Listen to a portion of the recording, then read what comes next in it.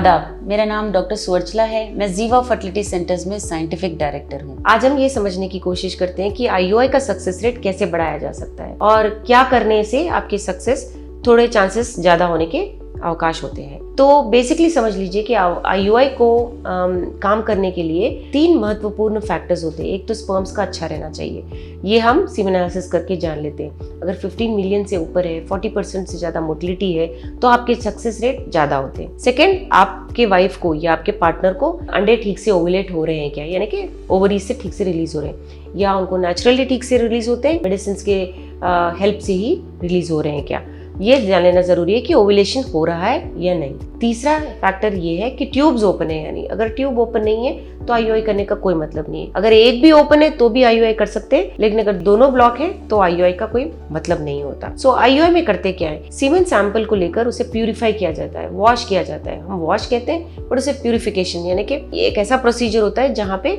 उसे सिर्फ अच्छे स्पर्म्स को लेकर गर्भ में डाला जाता है। तो हम इस स्पर्म्स की बात क्यों कर रहे हैं? सेमिनल प्लाज्मा जो सीमन होता है उसमें ऐसे केमिकल्स या हार्मोन्स होते हैं जिसे प्रोस्टाग्लैंडिन्स कहते हैं, जो अगर गर्भ में पहुंच जाए तो बहुत दिक्कत हो सकती है, जैसे कि पेट में दर्द होना, क्रैम्प्स होना, डायरिया होना, सीरियस इन्फेक्शंस होना। ये अच्छी बात नहीं होती, इसलिए नेचर ने ऐसा किया है कि सारा सीमन बाहर रह जाएगा और सिर्फ केवल स्पर्म्स स्विम करके अंडे तक पहुंचेंगे। तो ये प्रोसीजर बहुत बहुत इंपॉर्टेंट है आईयूआई में कि सारे ये जो नेगेटिव इफेक्ट वाले केमिकल्स हैं इनको निकाल दिया जाए और सिर्फ अच्छे स्पर्म्स को, मोटिलाइल स्पर्म्स को लेकर गर्भ में डाला जाए। इन मेथड से सक्सेस रेट ज्यादा हो सकता है। अभी 2 सवाल बहुत अक्सर पूछा जाता है कि आईयूआई क्या 2 बार करें उसी साइकिल में या 1 बार करें।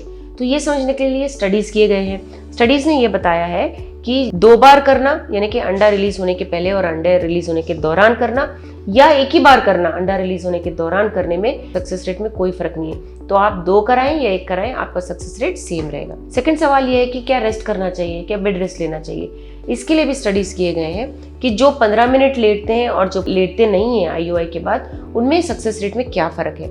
जो लेटते हैं, केवल 15 मिनट आईयूआई के बाद लेटते हैं और फिर चलने लगते हैं, उनमें सक्सेस रेट ज्यादा देखा गया है।